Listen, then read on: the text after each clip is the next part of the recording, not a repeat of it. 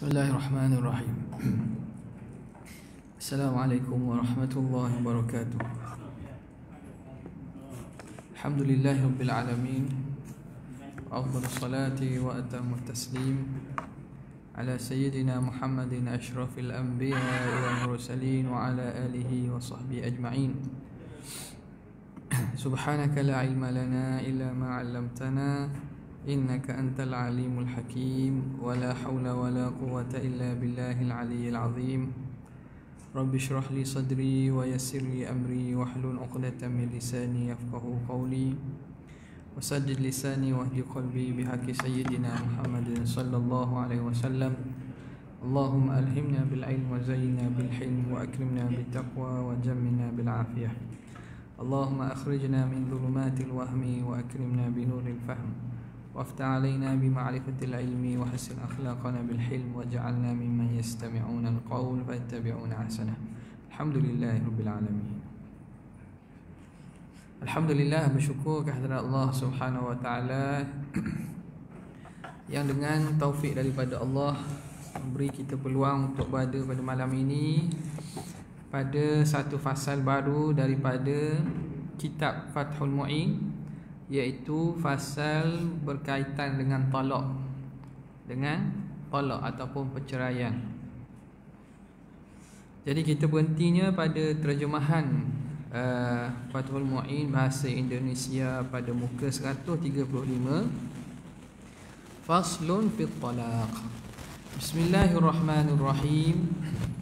Qala al-muallif rahimahullah wa nafa'ana bihi wa bi'ulumihi wa asrarihi fid dharain amin ya rabbal alamin.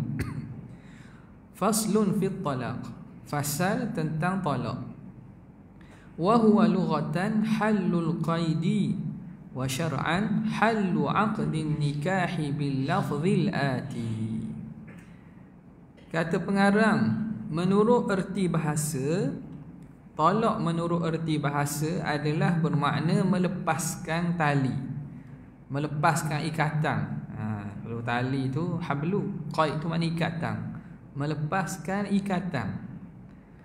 Sedang menurut syarak adalah melepaskan ikatan akad nikah dengan lafaz seperti akan dikemukakan. Jadi lepas daripada perbincangan tentang nikah, bincang pasal tolak pula. Ni antara benda yang tahu tapi tak perlu beramal. Tahu boleh pahala, tak perlu beramal. Dah boleh tak? Boleh lah. Ada sebab-sebabnya disebut nanti. Ada kadang-kadang tolak tu jadi wajib, kadang-kadang jadi sunat, kadang-kadang jadi haram, kadang-kadang jadi makruh. Nampak tak? Tapi dah belajar, apa nak belajar? Nak tolak bini ke? Tak ada nak bertolak pun. Cuma belajar supaya kita tahu. Walaupun tak boleh nak, ataupun tak ada nak guna pun ilmu ni, tapi tahu tu sendiri kelebihan dan kemuliaan. Tak? Lebih pada semayang sunat 1000 rakaat lagi. Nampak? Katanya, wa huwa lughatan, pada bahasa lafaz talak ini halul qaidi, maksudnya meleraikan ikatan. Jadi nikah ni orang panggil ikatan pernikahan kan? Ikatan pernikahan. Jadi bila dah diikat laki dengan perempuan dengan ikatan syarak, talak ni dia nak lega balik ikatan. Pada bahasa talak dengan makna halul qaidi, umumlah. Meleraikan apa ikatan dipanggil talak.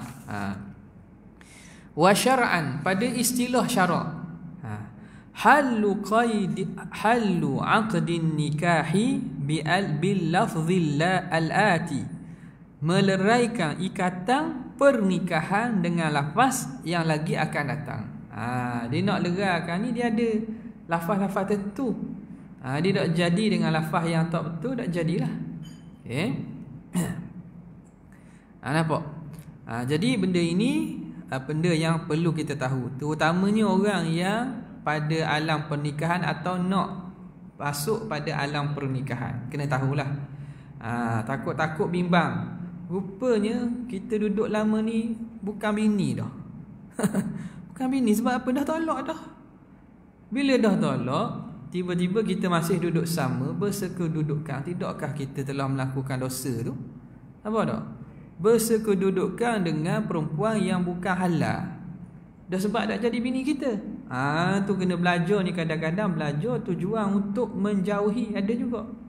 Belajar tujuan untuk memelihara dan menjauhi. Okay. Kata pengarang, wa huwa imma wajibun ka talaqi mulin lam yuridil wat'a. Hukum talak ada kalanya wajib, sebagaimana talaknya suami bersumpah ilat yang tidak ada maksud menggauli lagi. Okey. Nak terangkan tentu at-talaqu marratan fa imsakum bima'rufin aw tasrihum bi ihsan. Talak itu 2 kali. Dah mana kali ketiga? Mana kali ketiga? Kali ketiga fa in talaqaha fala tahillu lahu min ba'du hatta tankiha zawjan ghairah. Yang ketiganya ialah ni, fa in talaqaha. Talak yang dibenar 2 kali. Ni talak boleh tarik balik. Kita panggil rujuk. Bukan tarik balik tu batal. Talak berlaku jadi lepas lah. Bila talak tu berlaku, lepaslah kira. Jadi seorang yang merdeka, dia dengan isterinya dia ada 3 ikatan. Kalau kita boleh buat gambaran lah atau metaforanya gitu. Kita dengan bini kita ni ikatan nikah tu 3 kali ikat. 3 kali ikat. Lerah hak pertama tinggal 2 lagi. Hak kita lagi. Apa tak? Selagi mana dalam edah boleh rujuk balik. Tinggal 2 lagi. Gi lepas pula seikatan lagi, tinggal lagi. Fa in talaqaha, kalau dia tolak pula yang ketiga, fala tahillu lahu min ba'du hatta tankiha zawjan ghairah. Maka kalau kali ketiga tidak halal nak kembali balik, kena perempuan ni nikah laki balik, laki lain. Lepas tu kena bersama, kena cerai, habis iddah barulah boleh nikah baru. Cerewet tu.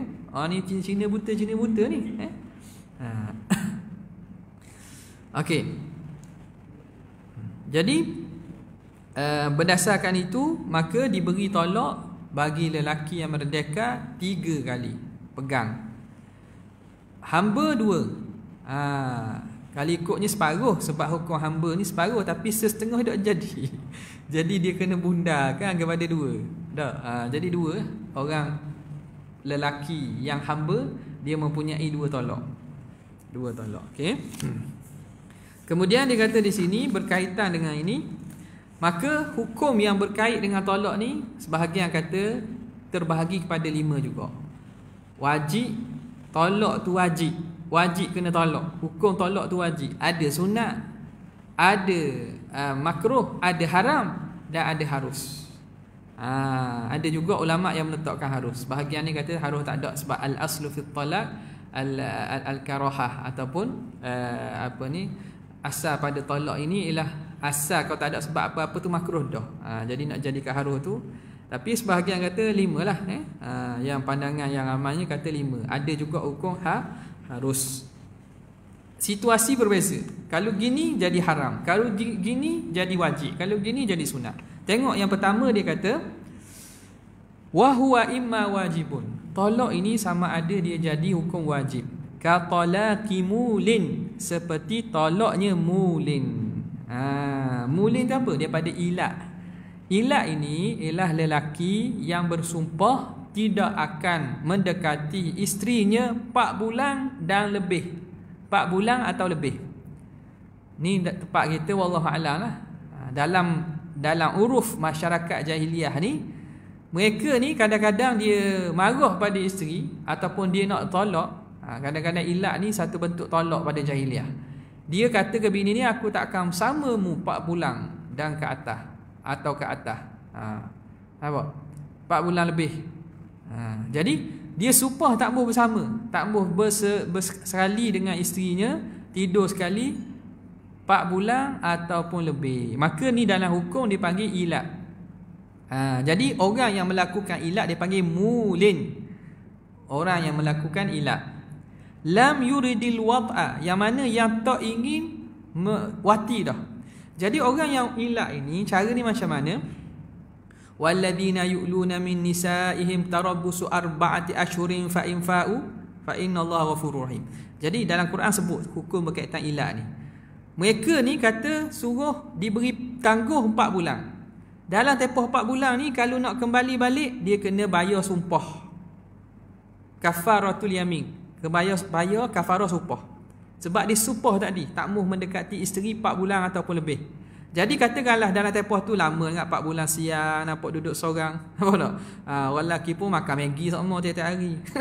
Maggi telur. Mesti tak ada telur, putus telur. Jadi akhirnya nak kembali balik. Dah habis tempoh 4 bulan tu, dia kena bayar kafarah sumpah. Bayar kafarah ilak tadi. Kafarah dia melakukan sumpah untuk tidak mendekati isteri. Bila begitu, bolehlah kembali balik.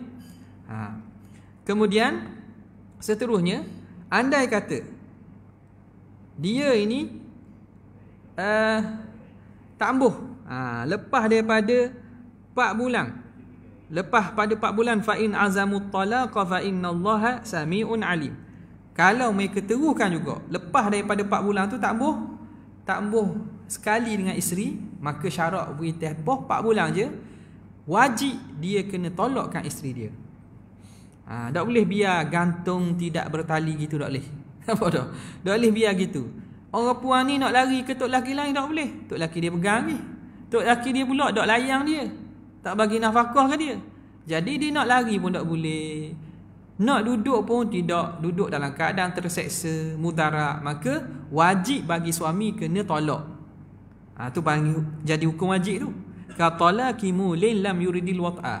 Orang yang melakukan sumpah tambuh bersama isteri 4 bulan dah lebih, dia bila habis tempoh dia tak mahu kembali. Kalau dia kembali sebelum tu, dia batal sumpah dia tu, dia kembali je lah. Nampak tak? Tapi kalau dak dalam lebih pada masuk je 4 bulan, wajib dia kena tolakkan isteri je. Kalau dia ingin berkekalan tak buat jimat tadilah. Ataupun kalau dah buat gitu, qadi akan menjatuhkan sumpah, menjatuhkan tolak daripada pihak tok qadi. Tok qadi akan mengenakan hukum tolak. Kerana apa? Kerana mengelakkan mudarat bagi perempuan ini. Itu satu. Kemudian au mandubun, yang kedua hukum sunat. Ka'an ya'jiza 'anil qiyami bihuquqiha walau li'adamil maili ilaiha au takunu ghaira afifatin ma lam yakhshal fujura biha au sayyi'atal khuluqi. Atau sunnah, yakni mandub sunat, sebagaimana bagi suami yang tidak mampu memenuhi hak-hak isterinya walaupun kerana tidak ada kecenderungan hati kepadanya, atau keadaan isteri itu tidak menjaga harga diri, selama suami tidak khawatir dengan ditolaknya itu, maka isteri berbuat keji atau keadaan isteri itu buruk perangai. Yang kedua hukum sunat pula. Sunat ni keadaan mana? Dia bagi contoh. Ka'an ya'jiza 'anil qiyami bihuquqiha.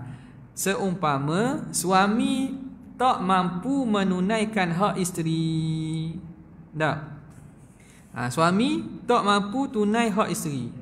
Tak? Nafkah ke tak boleh, bagi kemahuran isteri tak boleh, tak mampu. Jadi sunat tolak. Bukan nak biar begitu. Tak? Jadi kena biar, maknanya lelaki pun tidak tanggung apa-apa dosa, perempuan pun dah lepas dah. Dia bawa dirilah. Carilah orang lain pula ada rezeki. Okey. Walau ghayahnya walau li'adamil maili ilaiha. Walaupun kerana tiada cenderung kepadanya. Okey.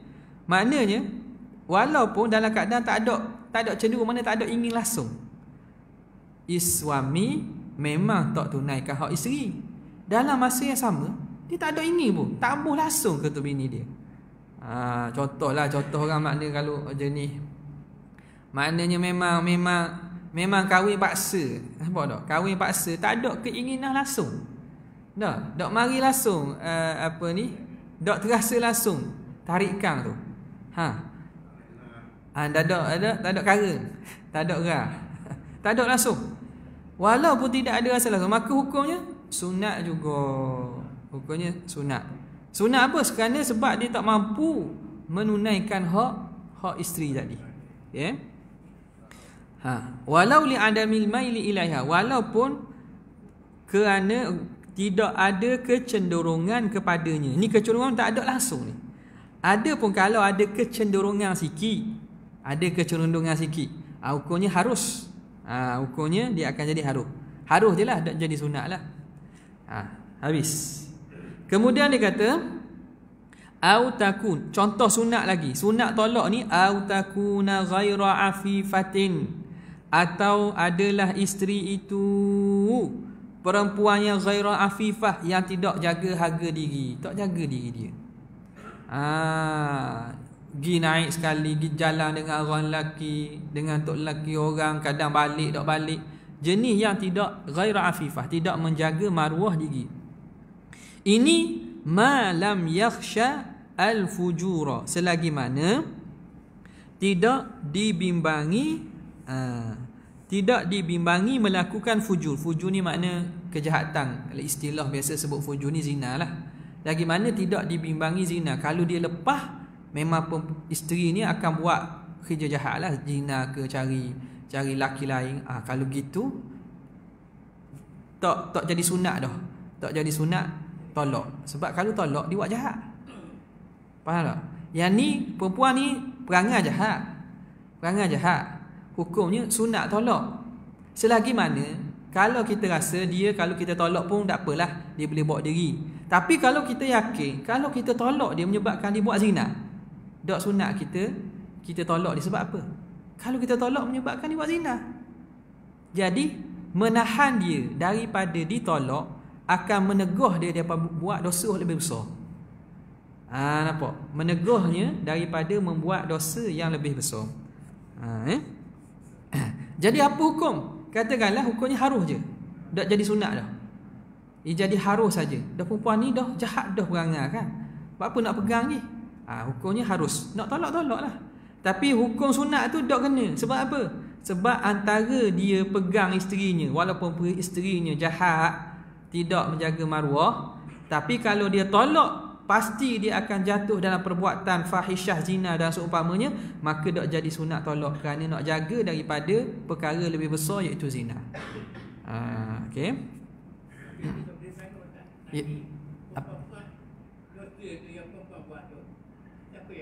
Dok, kalau lelaki tegur semua, lelaki tak tanggung.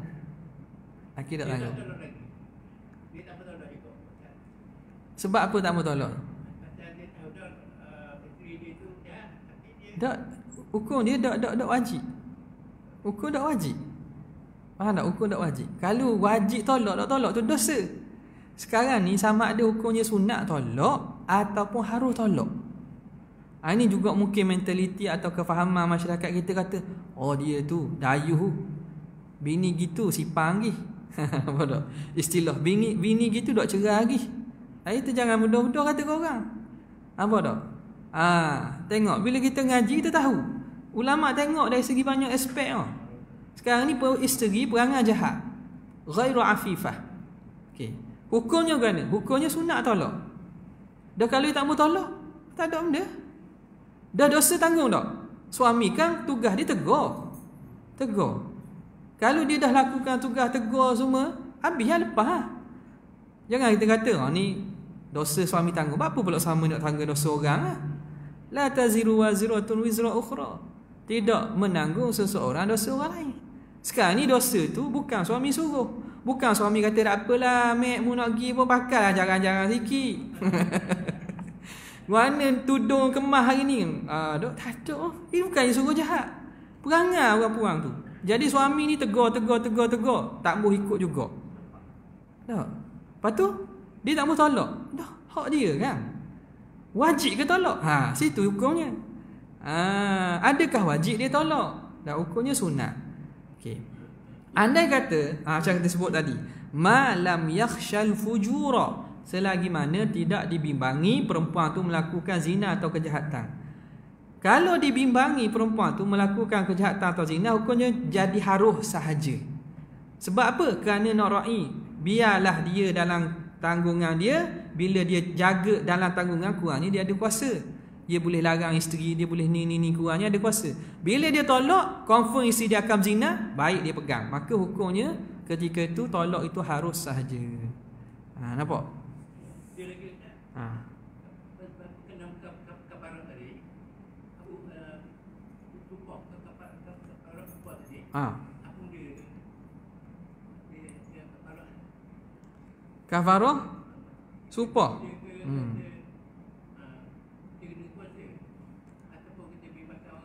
Sama. Kafarah ila. Pakai miskin apa orang? Fakir miskin.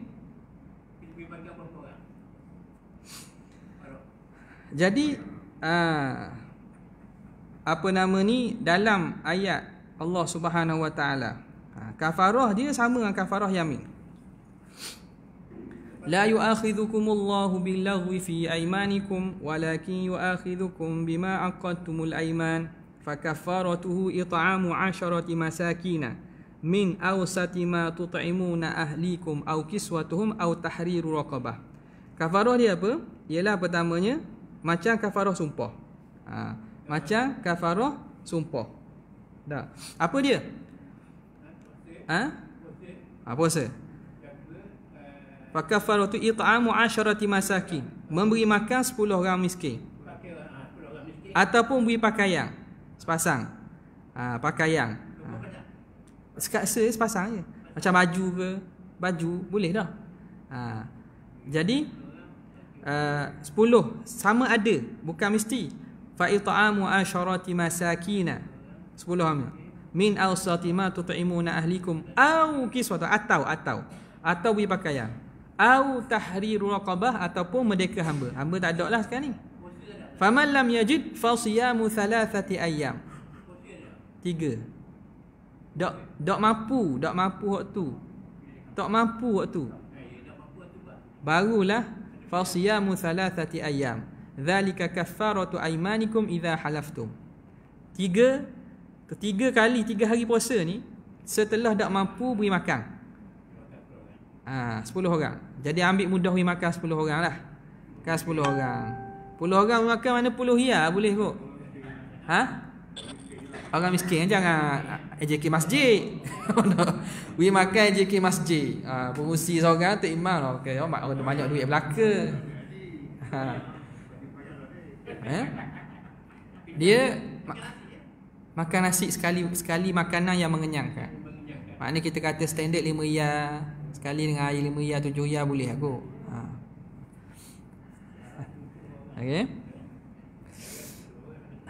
Jadi tu masalah ilat tadi Kemudian mana tadi? Sunat tadi. Malam yakhshal fujura biha. Okey. Au sayyi'atal khuluqi. Au sayyi'ata khuluqi. Antakuna sayyi'atal khuluq. Isteri itu sunat juga mentolakkan isteri yang perangai buruk. Isteri yang perangai buruk. Apa dia? Ai bihaitsu la yasbiru ala 'ishratiha 'adatan fi mastadhharahu shaykhuna wa illa famata tujadu imra'atun ghairu sayyi'atil khuluq wa fil hadithi al mar'atu as-salihatu.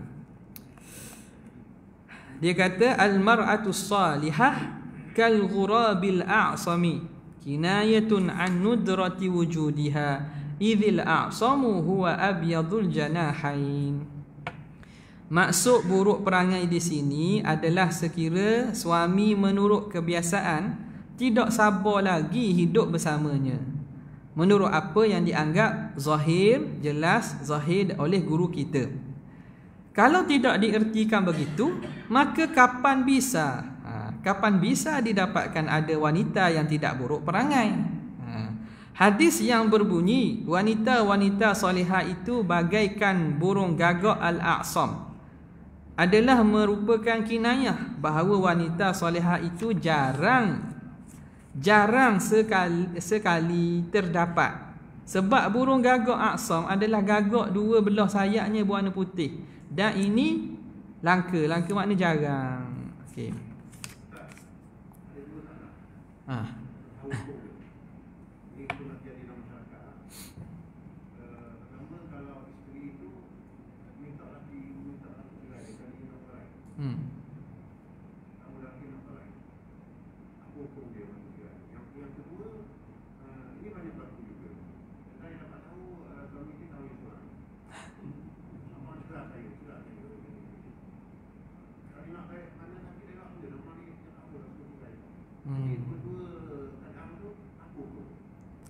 Hak pertama tadi, perempuan tu nak nikah dengan orang lain. Jumpa, cari dalam FB, jumpa kawan sekolah lama. Bodoh. Jumpa reunion, jumpa kawan duduk universiti dulu. Ni banyak masalah begini. Jumpa balik. Jadi teringat nostalgia. Jadi tahu hati dah dengan tok lelaki. Dia tak tahu lagi tok saing dia tu guana perangai. Ingat zaman sebelum masa belajar dulu. Kok jadi teruk lagi ada tok lelaki tak tahu. Tapi orang puang senang kena tipu biasa. Jadi bila begitu dia pun minta cerai daripada tok lelaki. Dengan dia buat perangai semua, dan tu dikira ni sayyi'atul khuluq, buruk perangai. Bila buruk perangai masuk dalam kategori mana? Sunat lah tok lelaki cerai dia. Kalau duduk pun dia tidak dapat tunaikan hak dia. Orang isteri ni buat masam muka nak tunaikan hak. Jadi dia pegang tu dalam keadaan menyebabkan isteri berdosa. Isteri dia tak mudah ke dia. Isteri tak mudah ke dia, memang tak ambuh betul lah. Pujuk-pujuk dak makan. Ajak pergi jalan kamera Langkawi, lepas Langkawi New Zealand, lepas New Zealand Australia, tak jadi. Tak ambuh dah. Akhirnya ni buruk perangai ni untuk menyebabkan tidak kekal isteri dalam dosa, tolak dia. Mana? Anak 10. Mana anak? Anak bagi dua orang tadi. Anak ikut hadonah lah. Hadonah siapa? Kalau mak dia tak menikah lagi, berhak pada mak. Kalau tidak, kepada ayah lah. Kalau ayah tu orang yang boleh jaga. Hukum kembali pada hukum hadonah lah. Hukum hadonah kena buat tutup tang. Mana tak ada. Dalam keadaan tu hak mak ni tak ada. Gugur dah situ. Gugur situ. Tu kena tengok ke mahkamah lah. Minta hak hadonah, hak penjagaan anak ni siapa. Banyaknya gitu, nyesal kot akhirnya. Akhirnya nyesal juga. Dia nyesal juga. Okay. Yang kedua tadi maknanya isteri minta tolak. Kerana dapat tahu suami dia menikah lain, contohlah minta tolak. Hak ni suami tu kena pandai sikit. Dia kadang minta tolak ni sekejap je lah. Dia kena sabar lama sikit. Nampak tak? Kalau maknanya kadang-kadang ni lah emosi dia dapat tahu benda berita besar, maka kena pandailah berpolitik, pandai ni tengok dulu cuaca, ramalan cuaca untuk beberapa bulan ni.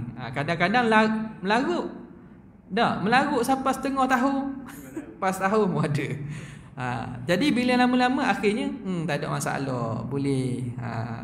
Walaupun maknanya tu dia akan jadi kurang balik. Jadi kena tengoklah. Kalau rasa suami jenis tak sabar pula, suami kata tolak boleh ke tak? Hak dia untuk tolak. Suami punya hak untuk tolak. Kalau isteri tu tidak mampu menunaikan hak dia, isteri tu berperangai buruk macam tadi. Okay. Sekarang ni dia nak terang ni. Apakah ta'rif sayyi'atul khuluq atau sayyi'atul khuluqi, ataupun isteri itu au takuna sayyi'atul khuluq, isteri itu orang yang buruk perangai. Ai bihaitsu la yasbiru ala isyratiha adatan, sekira-kira tidak sabar suami nak hidup sekali dengannya pada adat. Sekira-kira tok laki dok tahan dah. Pada adat tok laki dok tahan. Bukan tok laki dok tahan, orang tengok pun dok tahan. Orang tengok kata Allah siang ke dia, orang tengok pun dok tahan. Tu dikira buruk perangai. Jadi kadang-kadang suami ni ketahanan berbeza. Kadang orang tengok dok tahan tapi dia tahan lagi, dia sabar lagi. Dah nak buat ni, tak apa. Tapi dari segi hukumnya, isteri ni dikira seorang yang sayyi'atul khuluq, buruk perangai, sunat. Hukumnya sunat tolak. Okey. Jadi maksud buruk perangai itu buruk perangai yang tidak mampu tertahan pada adat. Wa illa fi mastadhharahu syekhuna, mengikut apa yang dizahirkan oleh guru kami, itu Ibn Hajar. Jadi itu dhabit Ibn Hajar letak. Ibn Hajar dia letak dhabit jahat perangai ni kan tak? Jahat perangai ni maknanya tak boleh nak duduk sekali. Pada adat orang tak terima ni. Wa illa, jika tidak kita faham gitu, famata tujadu mra'atun ghairu sayyi'atil khuluq. Dia kata kalau tak, bilakah nak jumpa orang puang orang perangai molek? Tengok sedap dia bagi tu. Kalau tak faham gitu, nak cari mana puang hak perangai tak buruk. Mana perangai buruk tu biasa. Ni bukan sebab kitab ni orang lelaki tulis. Atau kitab kalau orang puang pun, katakanlah ulama ni ramai lelaki, ada juga ulama perempuan, tapi benda itu common, biasa. Sebab tu dia kata, dah kalau tidak sedemikian, bagaimanakah nak dijumpai perempuan yang tidak buruk perangai?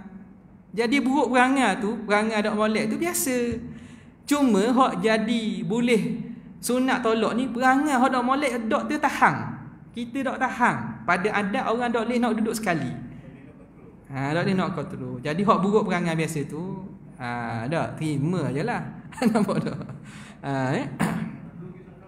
Ya.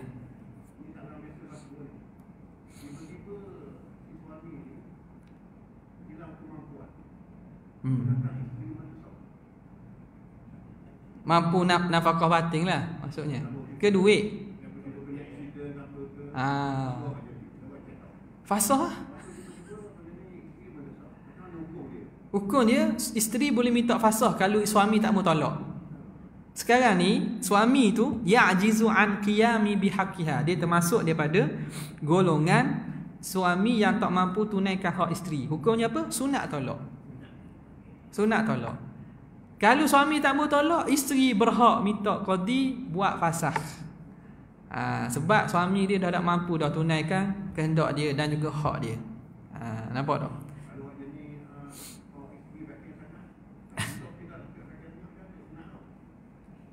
Bekeng sangat. Bekeng sangat dah cari hak bekeng.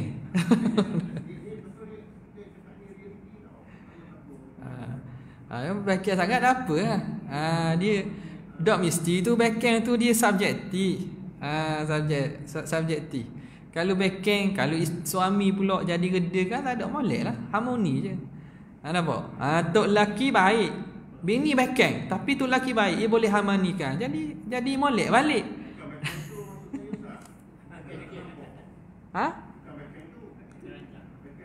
Bekeng terajang. Terajang tak apa untuk lelaki. Bekeng tu. Allah, bahasa orang lama ni. Faham tu, tapi bekeng kat tu. Nelang. Nelang. Isteri nelang. Laki tak nyahu. Tak, laki tak nyahu. Jadi mana? Hukum tak dia lah. Dia tak boleh tunai hak je lah. Tidak boleh tunai hak. Jadi makna kalau isteri sabar, maka boleh je lah, tak ada masalah. Sebab nafkah batin itu, benda itu atas redha meredai. Nampak tak? Atas redha meredai. Ia bukan makna syarat apa-apa, tak ada. Jadi kalau benda itu dia sabar, tak ada masalah. Dia sabar, tak ada masalah. Orang lelaki pula berobat, kalau boleh berobat. Dalam masalah ini sunat untuk berobat. Benda hak boleh, memang boleh diobati lah. Carilah ubat-ubat hak patut. Nampak tak?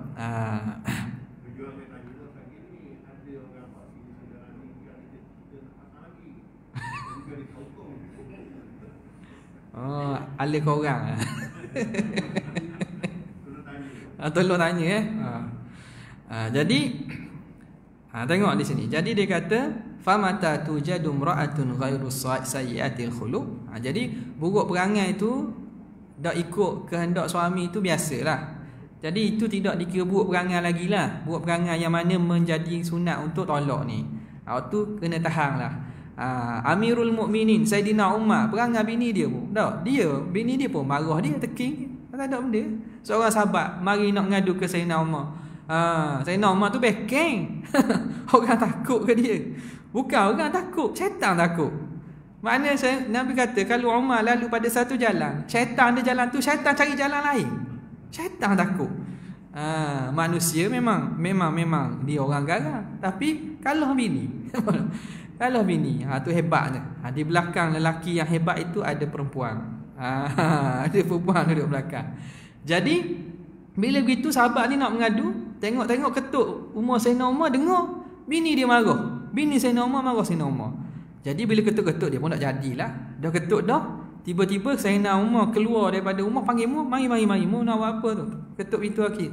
Bintu aku tadi aku nak ngadu, nak buat guana bini aku ni kuat blebeh, kuat beleter padaku.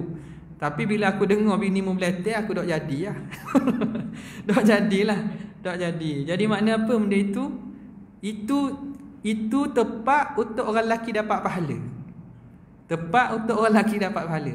Pahala apa? Pahala sabar. Sebab itu orang yang tak nikah lagi tak tahu erti sabar. Kecuali orang nikah dah.